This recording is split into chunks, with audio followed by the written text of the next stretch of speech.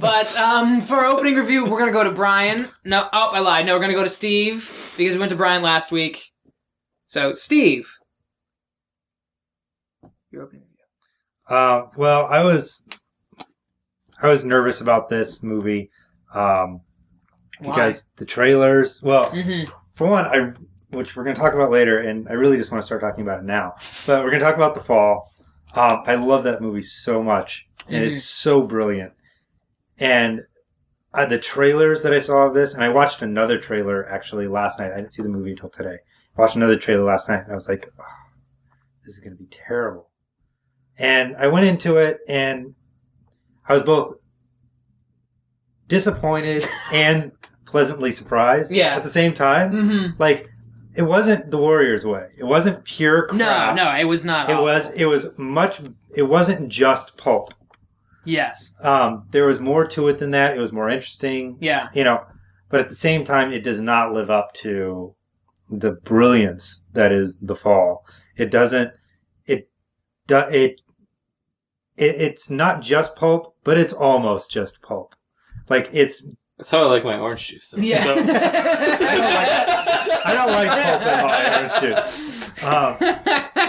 I mean, there's some pretty weak moments in here. That final speech, his motivational speech at the end, I wasn't buying. It sounded like he had just smoked like 10 packs of cigarettes, and he was like, "So we should go get." It was not motivational at all. I was amped up. That's pretty good. I don't know. I didn't. I mean, it wasn't as good as the president's speech in Independence Day, but whatever. Yeah, I mean, it's not Russell Crowe in Gladiator. No, definitely not. There was some awesome stuff when he comes down with the hammer. Ares. Ares comes down with the hammer, just starts smashing heads. Literally, just taking heads out. I was sitting there going, "Oh my god, this is awesome! And I'm like, how many more heads can we destroy?" I was like, I hope the rest of the movie is just this. I actually, whenever the gods were on the screen fighting, I hated it. What? Really? The slow motion, like, god fighting was terrible to me. No. It was amazing. It just didn't look good. I thought it was awesome. No, not even the end gods versus titans. No, that was even worse than what he was talking about. Bull crap! No, that scene was so cool because I thought that I thought it wasn't.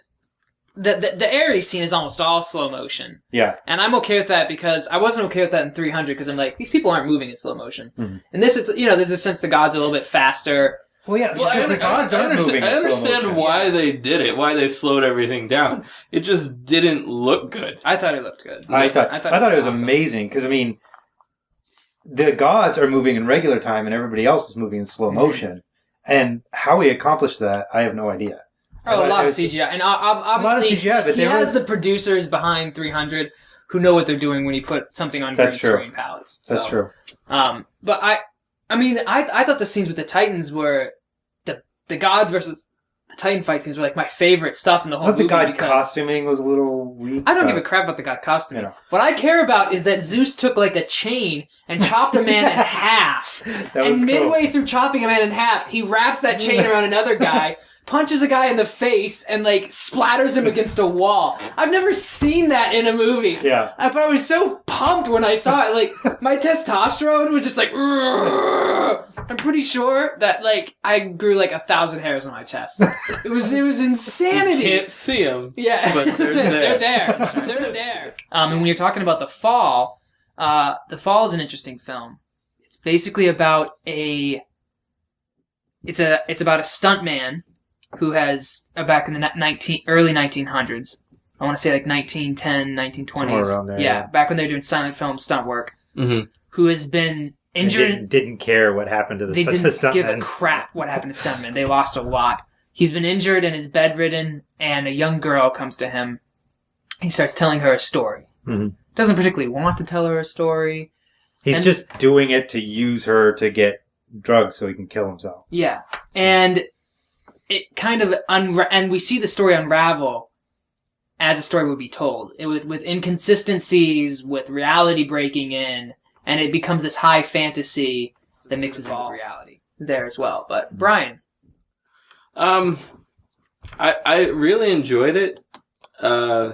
I'm not sure I enjoyed it at the level that you two did intellectually and all that, but it may have been due to when I watched it or watching it immediately after I saw The Immortals. So that probably was detracting or distracting at least. But yeah, I was really surprised how deplorable the main character turned out to be. I mean, I understood after he asked the girl to get morphine what he was doing. Like, he was having her get the drugs. But it just started off in such a sweet kind of story with him telling this girl the story, and then just like, oh, hey, get me drugs so I can kill myself. I mean, it would just kind of surprise me. But it was really interesting watching the story kind of take its downward spiral. And the girl crying, like, why are all these people dying? Why do they all have to die? And he just doesn't care. What's interesting, I don't know, to me, and the reason I wanted so much more out of The Immortals is because there's so many... This movie has like 5 or 6 different themes simultaneously, and it explores all of them. And I don't think I got this as much as the first viewing. On the second viewing, it explores all of these themes completely. So it explores like how entertainment and how Hollywood sort of uses up entertainers and throws them away. It explores the migrant worker situation in Southern California at the time, where they were, these migrants would come in to pick oranges and just be treated horribly.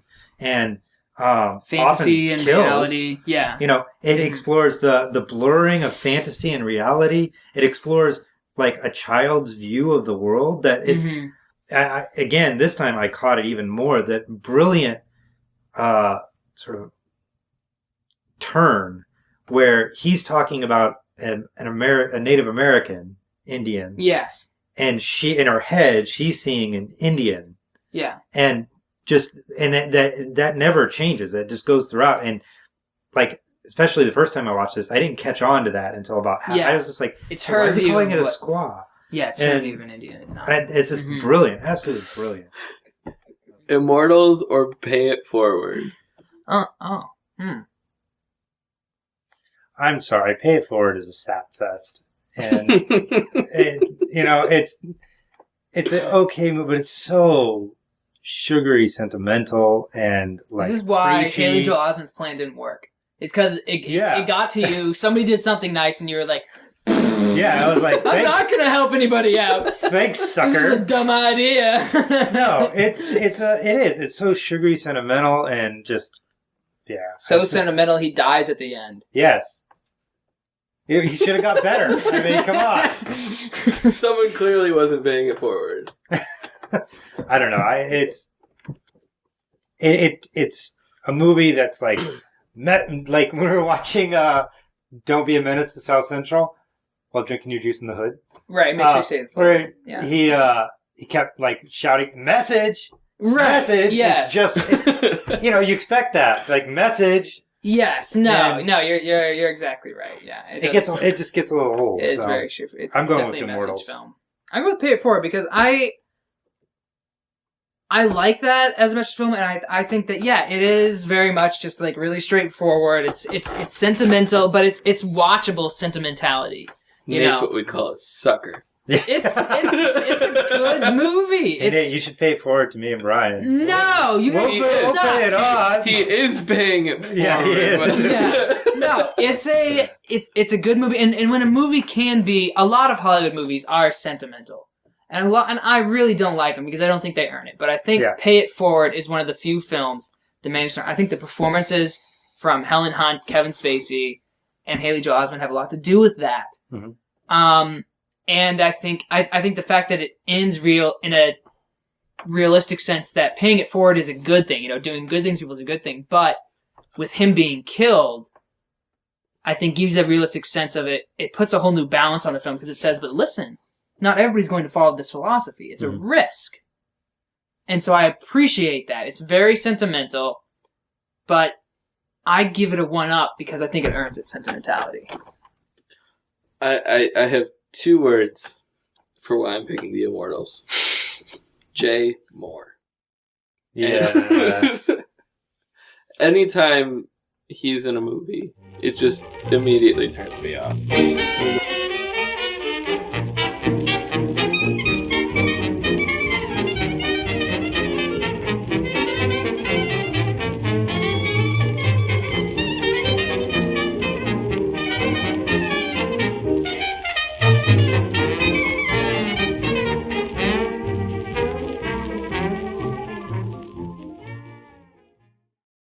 The new Sherlock Holmes is Benedict Cumberbatch. That's just ridiculous. Awesome name, That's not a man. real name. It's a real They name. can't possibly be a real name. Man's gonna be in Tinker Tailor Soldier Spy and Warhorse. I am telling you this now. And Yeah. The Hobbit. And The Hobbit. Benedict Cumberbatch. That is such a fake name. That is It's a real name. That can't be. Man's gonna be